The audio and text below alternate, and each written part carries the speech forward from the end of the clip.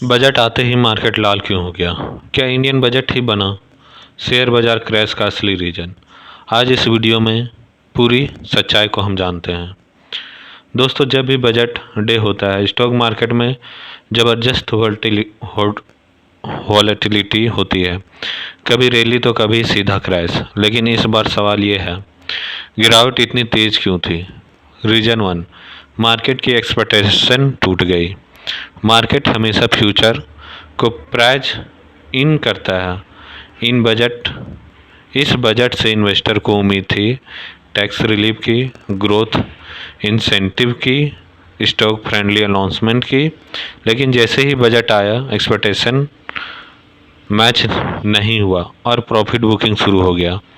Reason 2, tax and charges का डर। Budget में जैसे ही एसटीटी, कैपिटल गेन या कंप्लायंस की बात आती है, रिटेल और बिग इन्वेस्टर दोनों नर्वस हो जाते हैं। डर होता है आगे जाकर ट्रेडिंग महंगी ना हो जाए। इसी डर से लोग पहले ही शेयर बेच देते हैं। Reason 3, sector specific shock. हर बजट में कुछ सेक्टर जीतते हैं और कुछ हार जाते हैं। इस बार जैसे ही कुछ सेक्टर को कम एलोकेशन हुआ या उन पर नेगेटिव इम्पैक्ट दिखा। उस सेक्टर के स्टॉक में हेवी सेलिंग आ गई और इंडेक्स भी नीचे खींचने लगा। सिर्फ इंडियन बजट ही रीज़न नहीं होता।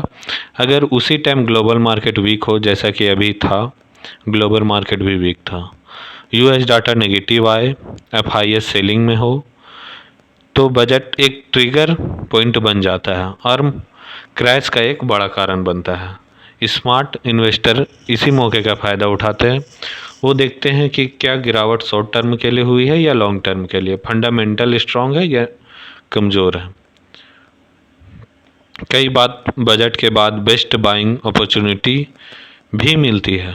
कंक्लूज़न तो दोस्तों, शेयर बाज़ार का गिरना सिर्फ बजट की वजह से नहीं, बल्कि expectation, tax fair, sector impact, global pressure सब मिलकर क्रैश का माहौल बनाता है।